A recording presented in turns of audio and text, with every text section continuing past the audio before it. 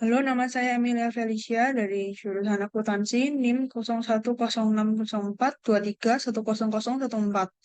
Jadi di video hari ini saya akan menjelaskan mengenai jurnal umum, buku besar, dan neraca saldo. Yang pertama adalah jurnal umum. Jurnal umum adalah jurnal yang digunakan untuk mencatat berbagai transaksi keuangan dari sebuah perusahaan atau sebuah bisnis dalam periode tertentu.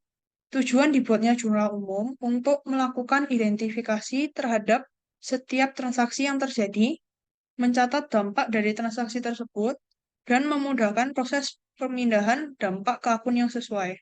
Yang kedua adalah buku besar. Buku besar adalah proses pencatatan yang berisi kumpulan akun-akun perkiraan yang digunakan untuk meringkas transaksi keuangan perusahaan.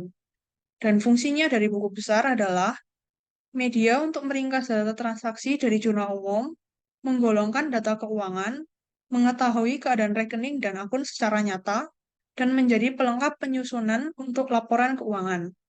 Dan yang terakhir adalah neraca saldo.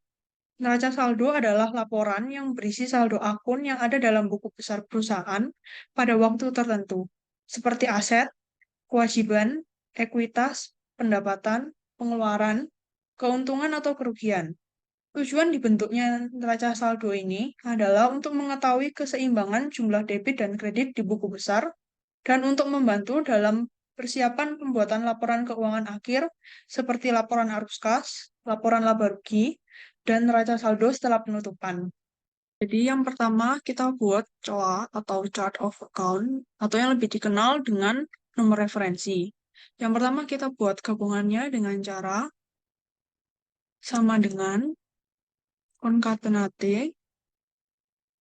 Teks satunya kita isi COA, lalu titik koma, menyesuaikan laptop masing-masing atau koma, tanda petik, spasi, tanda petik, titik koma, lalu kita klik bagian keterangannya, tutup kurung, lalu di enter.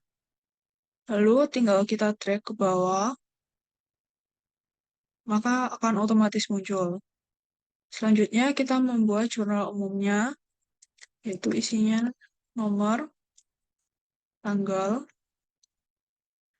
pun debit, pun kredit, COA, debit, kredit, terman, dan pun. Lalu kita rapikan.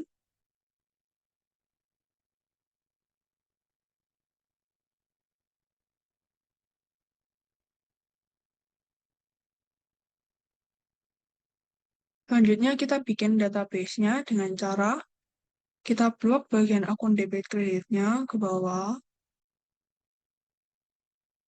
Lalu kita pilih data validation. Bagian allow-nya kita pilih list. Source-nya kita ambil dari COA di bagian keterangan. Lalu oke. Maka di bagian akun debit kreditnya akan muncul seperti ini. Jadi kita tinggal mengklik saja.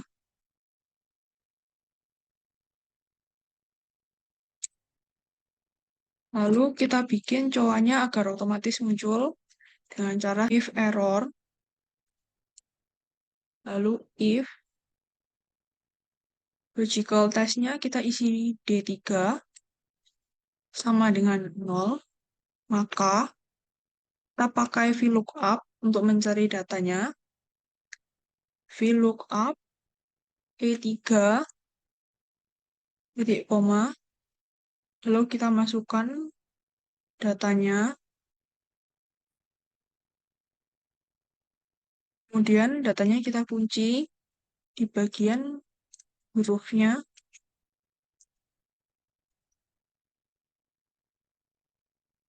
Lalu, karena yang kita cari cowoknya ada di kolom kedua, maka titik koma 2. Lalu, kita mau mencari yang pas, jadi kita pilih false.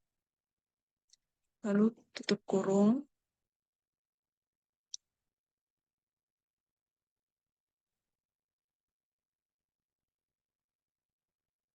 Lalu, untuk bagian debitnya, kita VLOOKUP lagi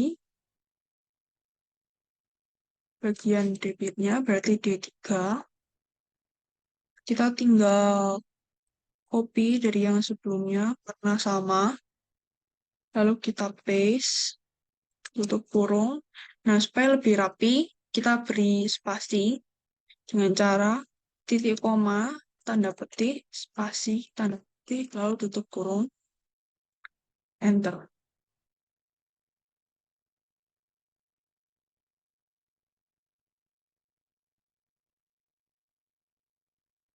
Nah, waktu kita pilih di bagian akunnya, cowoknya akan otomatis muncul. Di bagian kredit juga bisa. Lalu, rumusnya ini tinggal kita drag ke bawah.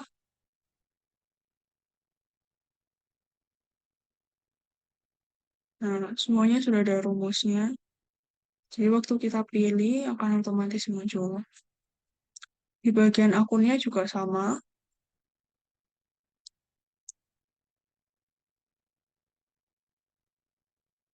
If error, if bagian debitnya D3 sama dengan nol, maka VLOOKUP, kita cari datanya, VLOOKUP E3, kita masukkan database-nya, untuk gabungan, untuk akun, kita blok sampai ke gabungan. Lalu, datanya kita kunci.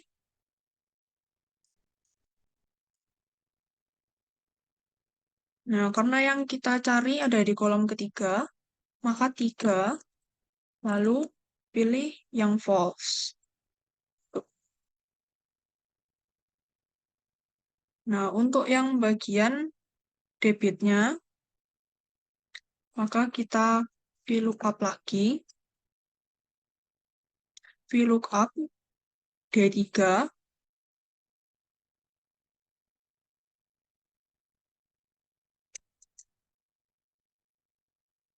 titik koma, database-nya kita tinggal copy, lalu kita paste. Nah, supaya lebih rapi, kita beri spasi.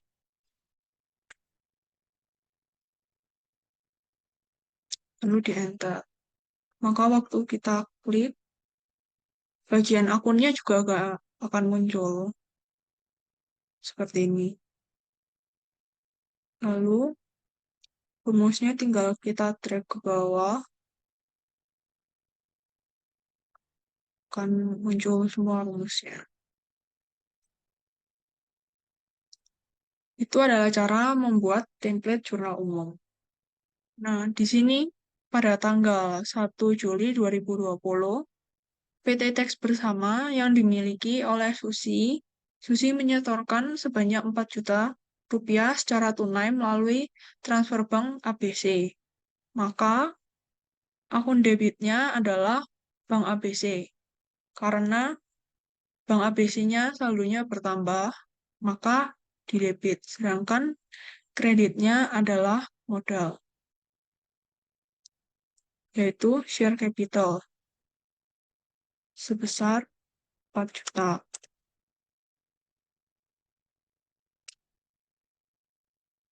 Supaya lebih rapi, kita beri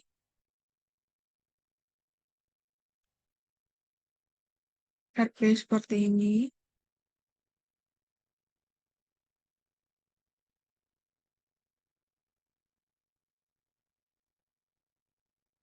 Nah, kenapa yang modalnya dikredit? Karena tanggung jawab perusahaan kepada pemilik bertambah, maka dikredit. Sedangkan bank ABC-nya didebit bank karena dari kita mendapat uang berupa dari Bank ABC yang disetorkan oleh pemilik. Lalu, di sini ada bukti transfernya, 1 Juli, ditransfer ke PT Teks Bersama sebesar 4 juta. Lalu yang kedua, pada tanggal 2 Juli 2020, kita sebagai PT Teks Bersama menyewa gedung di Pakuan Tower selama 1 tahun sebesar 50 juta.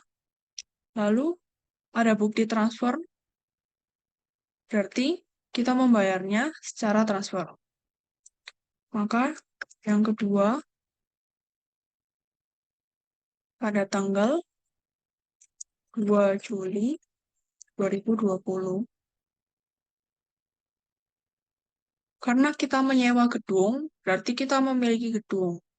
Gedung kalau bertambah di debit, sehingga gedungnya di debit, lalu kita membayarnya menggunakan transfer bank. Maka kita membayar berarti uang kita berkurang, tapi melalui bank berarti banknya yang berkurang sebesar 50 juta. Kreditnya juga sama 50 juta.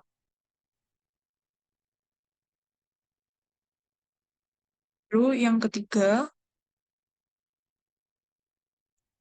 pada tanggal 3 Juli 2020, kita PT Teks Bersama mengeluarkan invoice kepada Tuan Joko, yaitu jasa konsultasi sebesar 3 juta. Nah, karena tidak disertai kwitansi bukti pembayaran atau bukti transfer, maka Tuan Joko ini masih belum membayar. Sehingga kita tulis ke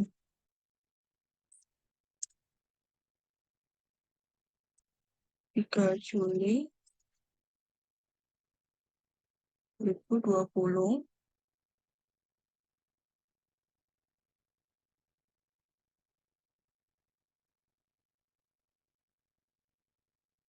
yaitu kita sudah melakukan jasa, maka dapat kita akui itu sebagai pendapatan. Maka di bagian kreditnya adalah pendapatan atau service revenue. Kenapa pendapatan di kredit? Karena itu menambah beban kita kepada pemilik. Lalu di bagian debitnya, karena belum membayar, maka Tuan Joko ini masih hutang. Dan kalau bagi kita, orang yang hutang kepada kita disebut piutang atau account receivable sebesar 3 juta. Di bagian kreditnya juga 3 juta.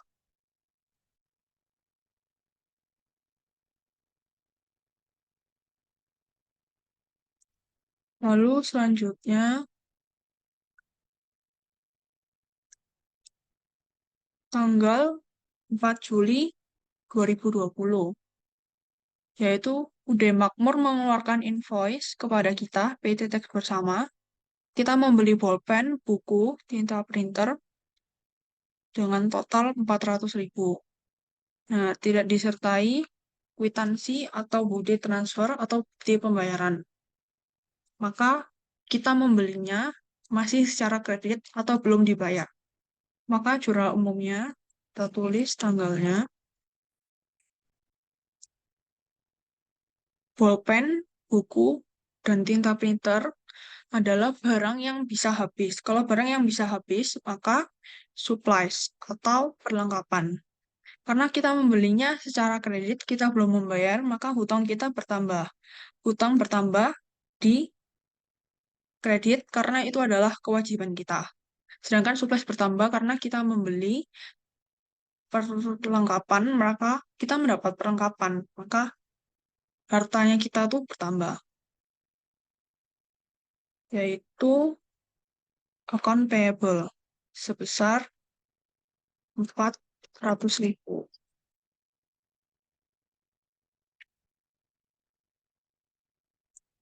Selanjutnya, tanggal 5, PT Teks Bersama mengeluarkan invoice kepada Tuan Hartono, yaitu jasa konsultasi untuk bulan Agustus. Berarti di sini Tuan Hartono sudah membayar jasa konsultasi untuk bulan Agustus, sedangkan sekarang masih bulan Juli. Berarti dan dibayar secara cash. Berarti kita tidak bisa menulisnya sebagai pendapatan karena dalam mencatat akuntansi itu harus actual Nah, karena kita belum melakukan, berarti itu adalah pendapatan yang kita terima di muka, karena kita belum menyelesaikan jasanya, yaitu tanggalnya 5 Juli 2020, karena dibayarnya secara cash, maka kita mendapat cash.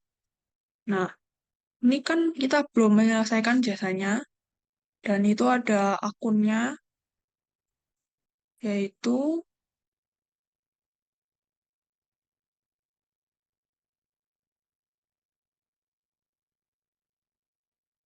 Unearned Service Revenue. Kenapa ya Unearned Service Revenue dikredit adalah karena anggapannya kita masih hutang ke orang gitu, yaitu sebesar 2 juta.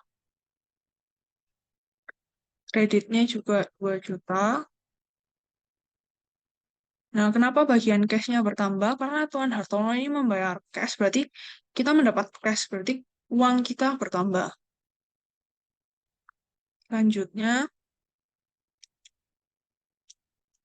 pada tanggal 7 Juli 2020, UD Makmur ini mengeluarkan kwitansi kepada kita PT Tax Bersama sebesar 400.000. Ini ada hubungannya sama yang tadi pada tanggal 4 Juli ini. Kita kan tadi belinya secara kredit. Lalu pada tanggal 7 ini, UD Makmur mengeluarkan kwitansi pembayaran terima dari PT Tax Bersama, yaitu perusahaan kita, sebesar 400.000. Ini ada hubungannya sama yang 4 Juli 2020 saat kita membeli dari UD Makmur pulpen, buku, tinta printer sebesar 400.000. Pada tanggal 7 kita melunasi, maka karena kita membayar hutang kita yang sebelumnya kalau hutang bertambah di kredit, kalau berkurang di debit, yaitu account payable. Nah, karena ini kwitansi, berarti kita membayar secara cash, maka cash kita berkurang di kredit sebesar 400.000.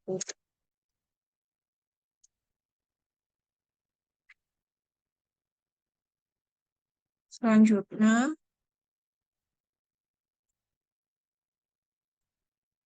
di sini kita membeli dari CV Gading, yaitu meja dan kursi, totalnya 2 juta. Dan ada kwitansi pembayarannya. Berarti kita membelinya langsung secara cash, kita langsung membayar. Yaitu pada tanggal 10 Juli 2020. Karena kita membeli peralatan, berarti peralatan kita tuh bertambah, harta kita bertambah. Maka bertambahnya di debit, yaitu equipment.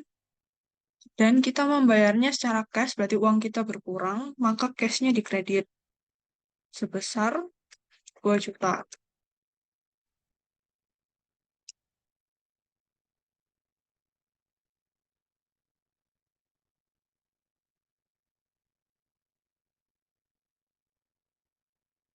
Selanjutnya, di sini kita mengeluarkan kwitansi pembayaran pada tanggal 13 Juli 2020.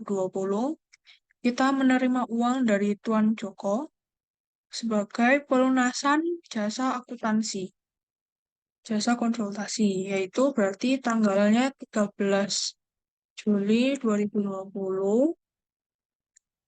Tuan Joko ini sebelumnya tanggal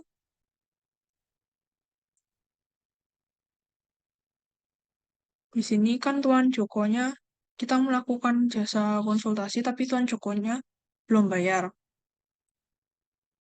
Di sini 3 juta tapi baru dilunasin sebesar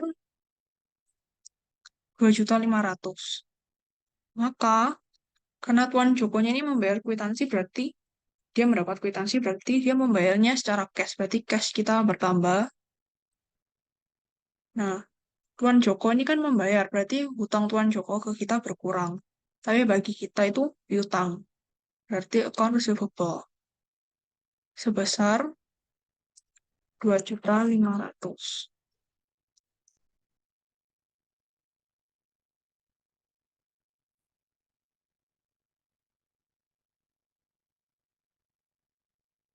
Selanjutnya, di sini PT Tax Bersama mengeluarkan invoice, yaitu jasa konsultasi, pada tanggal 15 Juli kepada Tuan Abdi sebesar 800.000. Nah, di sini Tuan Abdinya itu langsung membayar karena ada kwitansi pembayaran. Maka tanggalnya 15 Juli 2020 karena dibayarnya langsung secara cash berarti cash kita bertambah, dan karena langsung kita lakukan jasanya sudah selesai, maka dapat kita akui sebagai pendapatan, yaitu service revenue sebesar 800.000.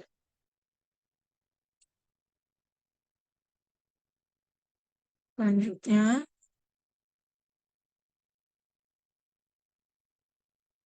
nah pada tanggal 20 Juli, kita membayar listrik sebesar 900.000 menggunakan metode pembayar melalui Bank ABC. Maka tanggalnya 20 Juli 2020,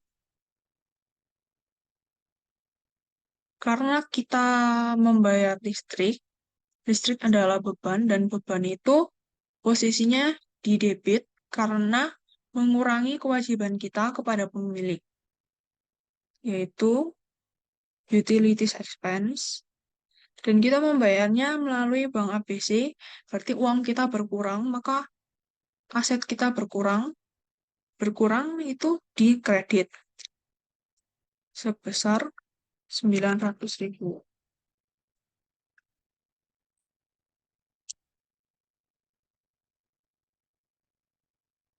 Selanjutnya,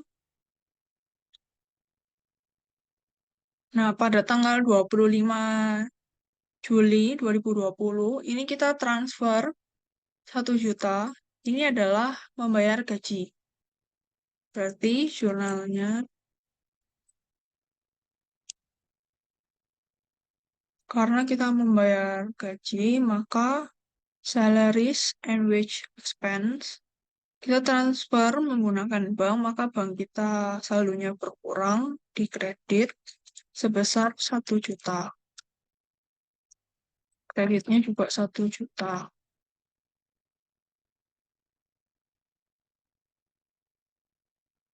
Nah, lalu ini ada laporan stock of name pada tanggal 30 Juli 2020 telah dilakukan stok nama untuk perlengkapan. Perlengkapannya tersisa bolpen sebesar 50.000. Maka 30 Juli 2020. Sebelumnya kita membeli bolpen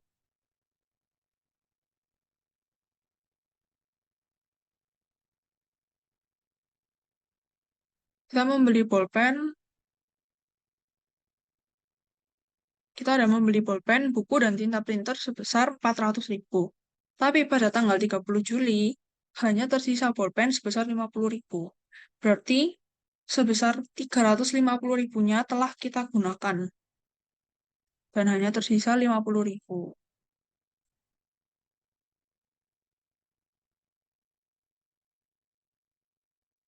Maka kita catat adalah yang kita sudah gunakan, yaitu beban perlengkapan. Supplies expense. Dan yang dikreditnya adalah perlengkapan, karena perlengkapan kita berkurang, sudah kita pakai. Yang kita catat adalah yang kita pakai sebesar 350. Kreditnya juga 350.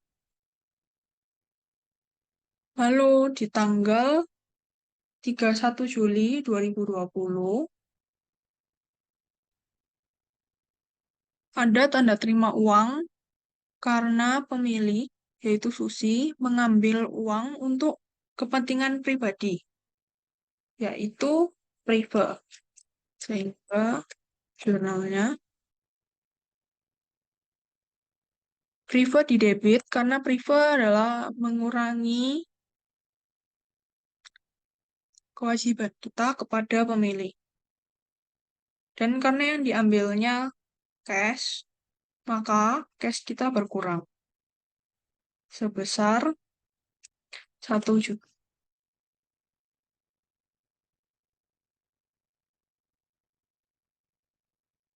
Nah, sudah selesai. Untuk memastikan balance, maka kita hitung menggunakan sum, kita total,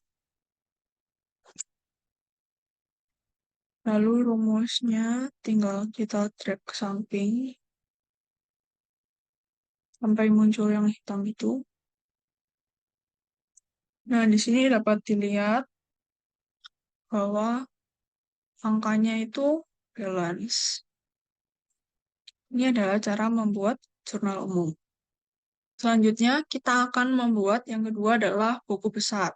Caranya, kita menggunakan pivot table, yaitu ini kolomnya kita blok semuanya,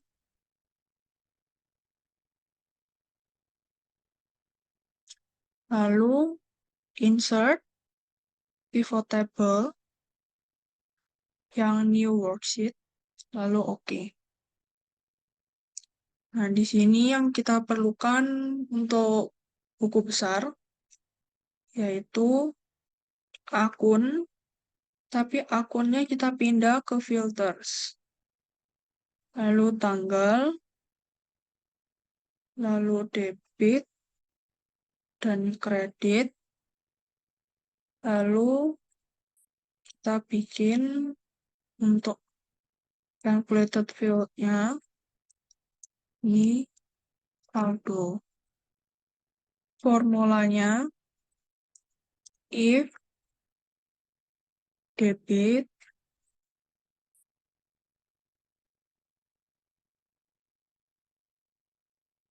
lebih besar dari kredit, maka debit dikurangi kredit. Tapi kalau kreditnya lebih besar, maka kredit dimin debit. Lalu oke. Kita buat satu-satu, mulai cash.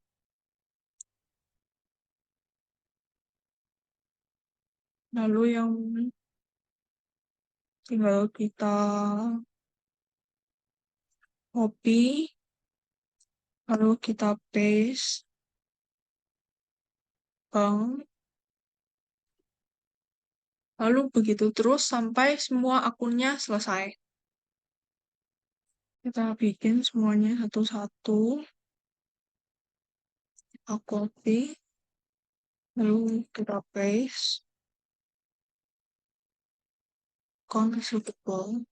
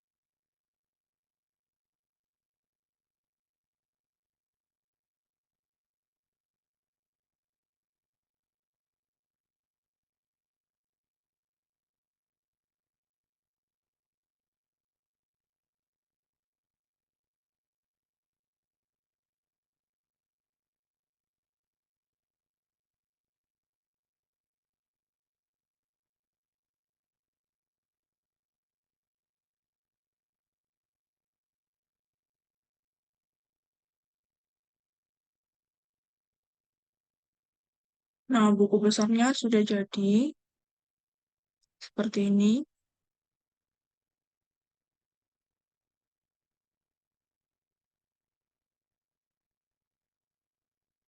Selanjutnya, kita membuat neraca saldo, yaitu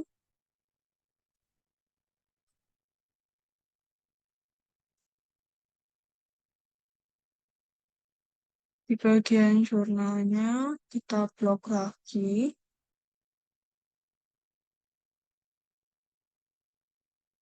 lalu kita insert pivot table yang new worksheet, lalu oke. Nah, di bagian neraca saldo, itu kita pilih akun, lalu debit, dan kredit. Nah, ini kan debit dan kreditnya belum ditotal, maka kita pencet bagian tabelnya, lalu akan muncul pivot table analyze, field item and sets, kita yang calculated field, kita kasih nama saldo debit. Formulanya if debit lebih besar dari kredit, maka debit dikurangi kredit. Lalu oke. Nah, bagian kreditnya juga sama. Calculated field, kita kasih nama saldo kredit. Formulanya if kredit lebih besar dari debit, maka kredit dimin debit. Tutup kurung lalu oke. Nah, di sini akan otomatis dihitung, tapi belum muncul grand totalnya. Jadi kita harus hitung sendiri pakai sum, lalu kita pilih yang dihitung, lalu tinggal kita drag rumusnya ke samping. Nah, supaya lebih rapi, kita kasih koma, kreditnya juga. Nah, di sini dapat kita lihat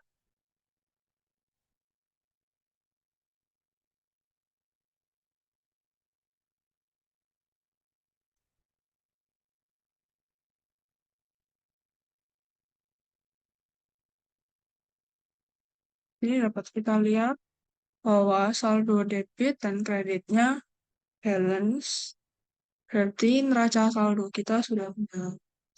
Nah, di B sama C-nya ini kita hide, kita beri nama neraca. Nah, ini adalah neraca saldo. Jadi, itu adalah cara membuat jurnal umum, buku besar, neraca saldo, menggunakan pivot table, dan COA, dan akunnya secara otomatis. Sekian dari saya, terima kasih.